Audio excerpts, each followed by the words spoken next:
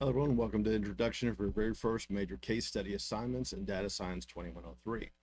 Now, before we look at the specific prompt for this module, I want to take a step back and answer a question students often ask. Why do we do case studies in a business and data analytics course? Well, in the professional world, data never exists in a vacuum. You will never just be staring at a clean spreadsheet or building a dashboard just for the sake of it.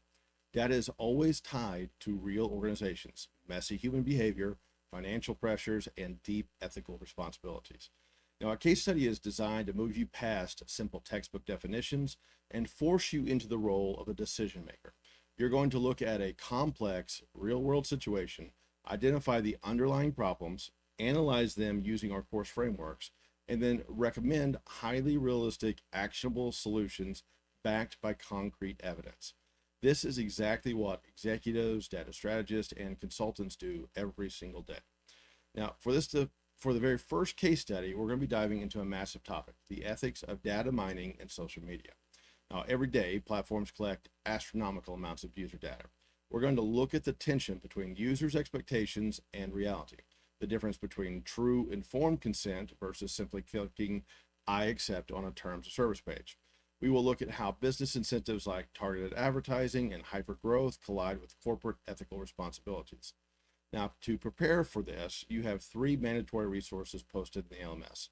A foundational TED Talk by Marie Wallace on the ethics of data collection, my detailed Module 1 case study lecture video, and a deep dive breakdown on the assignment structure. Now, your deliverable is a formal strategic report and a reflection of at least 1,000 to 1,500 words. It is broken down into four distinct, rigorous parts, and you must turn in 4 parts. Excuse me. Part 1 is the personal data audit. You cannot use AI for this because it requires your own real-time data. You will log into a social platform you actually use, it could be anything, Google, Instagram, TikTok, whatever, navigate to your privacy or ad settings, and pull the specific consumer tags the algorithm has assigned to you. You'll analyze 3 of these tags, evaluate their accuracy, and directly tie your findings back to a concept from our course readings. This is how we tie back. On part 2, your second part of your submission is places you in a bit of a gray zone role play situation. You are going to act as a senior data strategist as a fitness app called Health Track. The board wants you to launch mood matching, a feature that uses background microphone access to detect user stress and sell targeted ads. Your constraint, you cannot just say, no, that's unethical.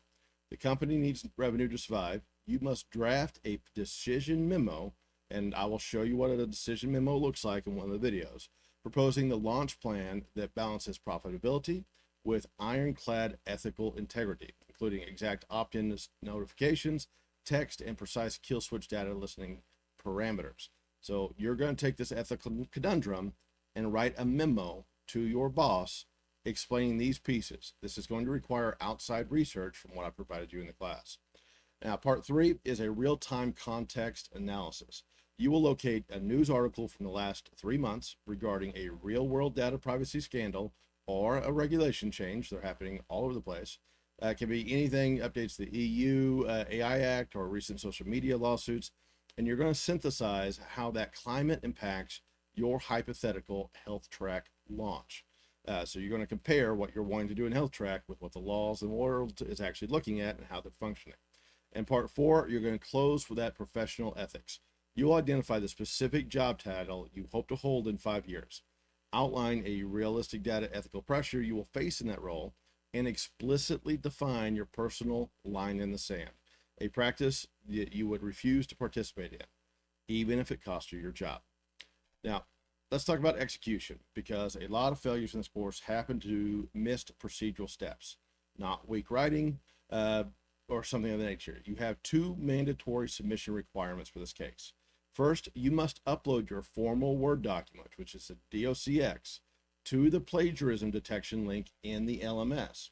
So if we are looking at your Blackboard course, inside Module 1, you will scroll down past your case study, and you will find the Case Study 1 Plagiarism Detector Word Document Upload. Scroll all the way down. I'm on Professor View and Students. You will have a submission link at the very bottom. That is submission spot 1. Then you must come into your case study and create a new discussion board post, and post not your Word document, the actual text from inside of it. So you're on Control C and Control V so that the people that are participating in the discussion can read your materials. Once your essay is posted, you are required to engage in peer review. You must reply to at least 2 of your classmate cases for an average points. Your responses cannot be fluff like great job. They must be constructive, reference your course concepts, and respectfully challenge an assumption or suggest an alternative angle. So if you post twice and they're sort of soft, you're probably going to get 70% on those points available. If you go above and beyond, you'll get more points. If you don't post those, you'll get 0 points. All right, so landmines to avoid in this course for case studies will give you an automatic 0. Protect your grade by avoiding these absolute landmines. You will receive an automatic 0 on this assignment if you only upload the Word file but fail to paste the text into the discussion board, or vice versa.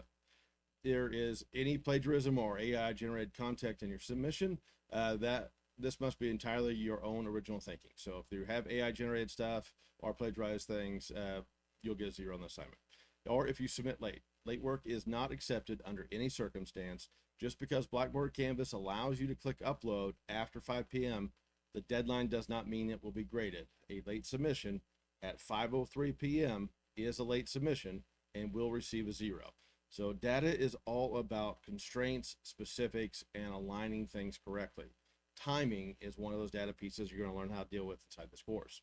So 5 o'clock, deadline happens. Anything submitted after 5 p.m. on Fridays, the assignment will no longer be accepted.